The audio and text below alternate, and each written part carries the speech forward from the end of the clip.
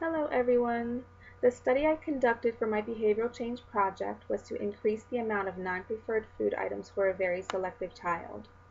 This little boy, who I will be referring to as Nico, is 4 years old. He is diagnosed with autism and he is a very picky eater. Before I started this project, the only foods that he would eat were cheese curls, barbecue chips, pizza, iced tea, and water, and nothing else. Those are the only select few food items and drinks that he consumed, whether at home, in school, or anywhere else. I operationally defined accepting and consuming non-preferred food items as accepting and consuming any non-preferred food item, which is putting a specific edible in the mouth and chewing and swallowing the item in its entirety. For the intervention phases, I used verbal praise along with a portable DVD player.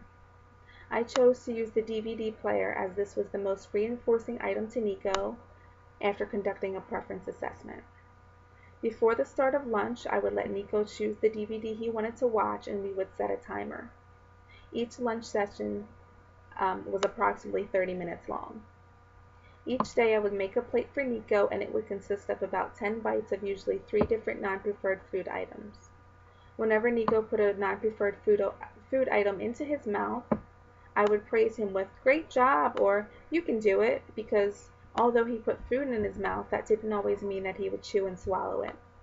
Sometimes he would spit it out or just cry with it sitting in his mouth, letting it dissolve for minutes at a time. Once Nico started to chew the food and prepared to swallow it, I would then turn the DVD player on and let him watch it for 1 minute. During the second intervention phase, instead of playing the DVD player for 1-minute intervals, I decided to cut it down to 30 seconds and attempt to have him take more bites of food. For the measurement of this study, I used a frequency chart, and each day I tallied the number of bites consumed as well as the number of bites offered. I came up with the percentages of bites consumed by dividing the number of bites consumed by the number of bites offered, and then I multiplied that number by 100. That's what gave me the percentage. For the IOA data, I sat with Nicholas and recorded the data every day, which was every Monday, Tuesday, and Wednesday. And on Thursday, the teacher, Mrs. Marion, sat with us and she observed and recorded her own data from the session. Treatment fidelity was at 100% during and throughout the study. The results of this study showed a significant increase on the intake of non-preferred foods during both baselines. When I first started this intervention, the first week during baseline, Nico only ate an average of 17% of his lunch. During the first intervention, when I incorporated not only praise but also added the DVD player as reinforcement, his food intake went up to 40%. When I did the reversal to baseline, Nico's average of what he ate dropped back down to 15%.